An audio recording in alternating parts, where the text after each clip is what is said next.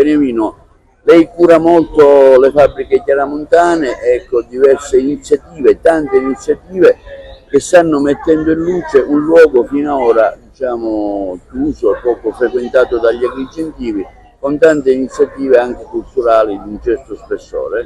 Sì, credo di poter dire che le fabbriche sono diventate uno dei poli culturali centrali per Agrigento. È una istituzione culturale che nel centro storico della città sta creando, attraverso delle iniziative fortemente diversificate, un nuovo pubblico altamente qualificato che certamente arricchisce la stessa Agrigento, formando quel senso di comunità indispensabile per la vita civile di una città.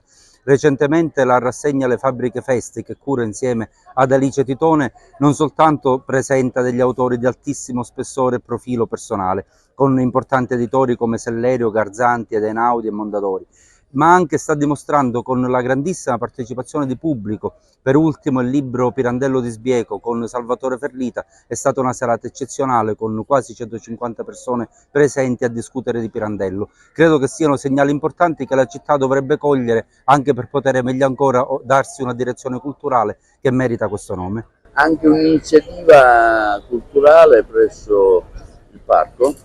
Sì, presso il parco anche per questa stagione estiva giunge la quarta edizione dei Film del Griffo, una rassegna ormai consolidata con un suo forte pubblico che ormai segue e attende questa manifestazione. Saranno 10 pellicole proiettate ogni martedì sino sostanzialmente ad ottobre, che nei prossimi giorni il programma uscirà con tutti i titoli e tutte le date. Stiamo mettendo a punto le ultime cose e certamente anche quest'anno riusciremo a portare molta gente al Museo Griffo. Il tema e la cornice di questa rassegna sarà la commedia all'italiana, quindi un modo per sorridere, ricordando però importanti registi italiani e anche grandi attori come Sordi, Gassman, Tognazzi, che certamente hanno reso importante il nostro cinema a livello mondiale.